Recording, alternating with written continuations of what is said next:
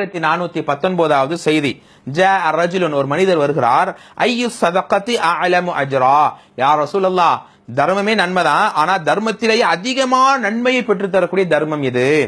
தர்மம் நான் செய்யறேன், ஓகே, அந்த தர்மத்திலேயே ரொம்ப அதிகப்படியான நன்மை உள்ள தர்மம் எதுன்னு ரசூலுல்லாஹ்ட்ட கேட்கும்போது பெருமானார் சொல்லி தருகிறார்கள், நீ தேவையுடையவனாக இருக்கும்போது, அதாவது ரொம்ப நீ செல்வத்து மீது உனக்கே ரொம்ப ஆசை இருக்கு, வறுமையிலும் வேற இருக்கிற, உனக்கே கஷ்டம், இந்த மாதிரி நேரத்துல அல்லாஹுடைய பாதையில நீ கொடுக்கிற பத்தியா, அப்போ உன்னுடைய தர்மத்துக்கு அதாவது நிறைவான கூலி அல்லாஹ் உனக்கு கொடுக்கறான்.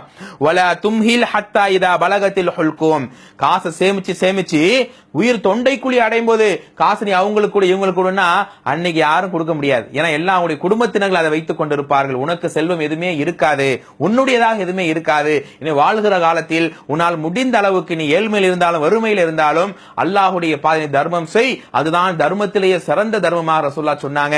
அப்படியா நன்மைகள் நம்ம தள்ளி போடாம நமக்கு வாய்ப்பு கிடைக்கும் போதெல்லாம் அல்லாஹ்வை நெருங்கக்கூடிய இப்படியா அமல் நாம் ஈடுபடுவோம். அதாவது இனிமையான சோனத்தை நாம் அடைவோம். அல்லாஹ் நம்மை நேசிப்பானாக.